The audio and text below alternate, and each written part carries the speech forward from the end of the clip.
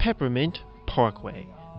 This is the annual Christmas event at the Circuit of Americas, and by association, COTALand.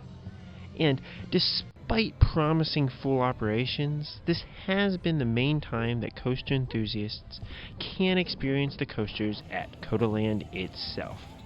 For 2025, they transitioned to an all-walkthrough version of the event. But what can you find here? And what rides and coasters are available? Since that's not really clear from the website. Find out in this review. The Circuits of the Americas itself is a multi-purpose venue with a Formula One track at its heart. And it was the first circuit built in the United States specifically for Formula One racing. COTALand is the amusement park that will make up one section of this massive complex. It opened with the debut of Peppermint Parkway in November of 2020. Originally, this was a drive-through Christmas light experience, though it has shifted to a walk-through experience for 2025. The rides themselves might be available for other races or special events at the Circuit of the Americas throughout the year, but this has not been clearly posted on the website, so Peppermint Parkway has been by far the easiest and cheapest way to experience this park. For 2025, the price was rather high. There was an $8 admission price, plus you had to purchase a ride wristband separately if you wanted to ride the attractions. This was $25 for the kiddie rides and $50 if you wanted to include Circuit Breaker. There was an implication that other thrill rides would be included for this price, as COTALand is very vague with communicating things to guests, but Circuit Breaker is the only additional ride with a premium wristband. With taxes and fees, it cost me $70 to visit Peppermint Parkway with this upgraded wristband. This was pricey, but it was worth it due to the crowd levels and overall operations. When I showed up 30 minutes before park opening to queue for rope drop, the attendant gave me my wristband, but was really puzzled why I was there so early. Then they didn't even really have a rope drop. They literally made no announcement when they opened around 5 p.m., and I got to Circuit Breaker 6 minutes after the coaster had opened. So I guess just ask them to scan you in if the attendants look ready. Fortunately, this wasn't an issue as no one was riding Circuit Breaker. The front row was by far the most popular, so you might have to wait a train or two for that row, but this coaster was a walk-on the whole evening. And if you have a wristband, they will let you stay in the station and fill in any unused row, which likely will be most on the train. So if you want, you can easily marathon this coaster for the whole 5 hours that the park is open, which was more than enough time for me to get my fill of Circuit Breaker. The attendants did say that a small line can form later in the evening around 9 p.m., but at least on the night that I visited, it was still perfectly fine to walk on this ride at that time in the evening. I have a separate review for this Vekoma tilt coaster if you're interested in my thoughts on it. The rest of the rides are located on the opposite side of the layout from where Circuit Breaker is. These consist of 4 kids-only rides. They restrict adults from riding with a 56-inch height limit. 3 family rides, the Wacky Worm Coaster, and the Zip Line.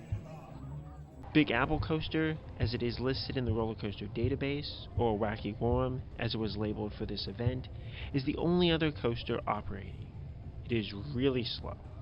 I can appreciate the Wacky Worm layout, but there is just little to no rocking on top. As you go slowly enough, you feel like you might actually stall out.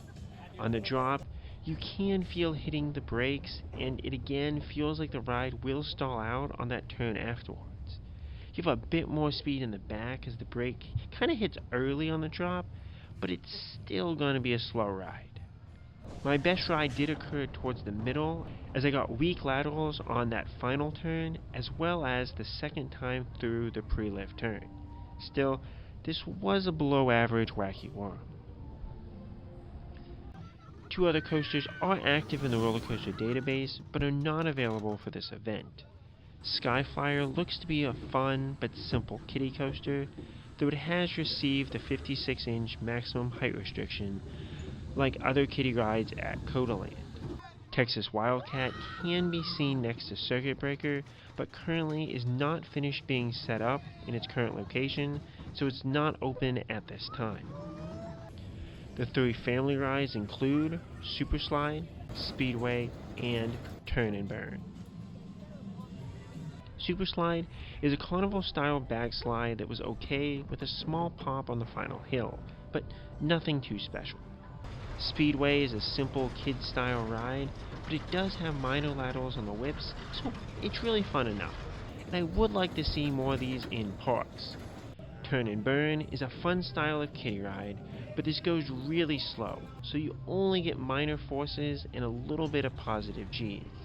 It does not have the airtime and laterals of, say, World Trip at Yo-Yo Land in Thailand, for instance. The Soaring Eagle zipline is included with a premium wristband.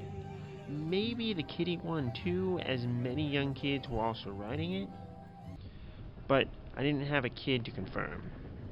It gave really nice views of the plaza with the lights, and it was nice riding one as normally these are upcharges. It is slow going up and not too fast coming down as there is some braking, so about what you'd expect on a regular zipline, but with a seat so it's not as scary. The kiddie rides that exclude adults include the Junior Carousel, which it does hurt when carousels don't allow adults, the Kiddie Train, which looks awesome going around the tree, Jackhammer, which is a kiddie drop tower, though it was broken on my visit, and the Kiddie Swings. Part of the larger complex, there are also kiddie carts and the big go-karts, though these are a separate upcharge with their normal fee, as they are normally always open to the public. If you want solid go-karts, these are probably pretty fun, but I imagine also pricey. For $35, you can also drive your car on the racetrack, though at a slow speed. Likely, it's a unique upcharge worth considering, especially for a family. This event seems very inclined to have upcharges, and for those to really be the only things to do at this event. The rides themselves either require a wristband or tickets that are $5 each. Add in the go-karts and mini-golf, and things are already looking quite expensive. But Peppermint Parkway isn't done with the upcharges. Besides for regular holiday treats of s'mores and hot chocolate, you can also pay for cookie decorating, ornament making, and Rudolph's scavenger hunt. And at around $10 a piece, these aren't cheap add-ons either. It just kinda seems unfortunate that everything here is an extra charge, as there does seem to be some lovely activities. As for the light displays, these are pretty basic. COTALand has done a great job putting up lights and decorations on the various pathways to help give a good feel to the overall event. But there's only one small stretch of the pathway that kinda has nice lights to look at, beyond just the mood lighting. And then another section of lights just past the Christmas tree, so there really aren't a lot of lights when compared to other holiday events. There is a Christmas tree lighting ceremony at 6 p.m. each night, but this is only like a 1-minute show where the Peppermint Princess will come out and light up the tree. So not really worth planning your evening around, unlike other tree lighting ceremonies at Six Flags parks. There are some nice meet and greets with various characters, besides the ever popular Santa, so at least there is that while walking around the parkway. Overall, how good is Peppermint Parkway? As a Christmas event, I was disappointed.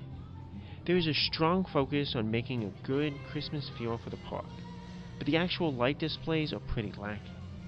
Then, most of the activities throughout the complex are upcharges. So, unless you're planning on spending a lot of money on simple activities, there isn't a lot to do.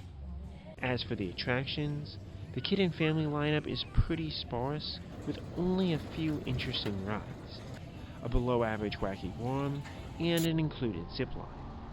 The redeeming quality of this park is the operations, in that they will cycle rides quickly, so you can get many laps on rides if you wish, which is of particular note for Circuit Breaker, as that will be by far the star for thrill seekers attending this event. So, despite the high price for the Circuit Breaker wristband, you should be able to easily get your money's worth just on that coaster alone. As for the rest of the park, it does have a charm, but doesn't really have a lot to captivate me for the price, which is sad as Christmas events are normally some of my favorite amusement park events out there, and the main draw for this park should be families, which just don't have a lot of cheap options here. What has your experience at COTALand and Peppermint Parkway been? What are your thoughts on the park? Let me know, and as always, Capcoon Crap.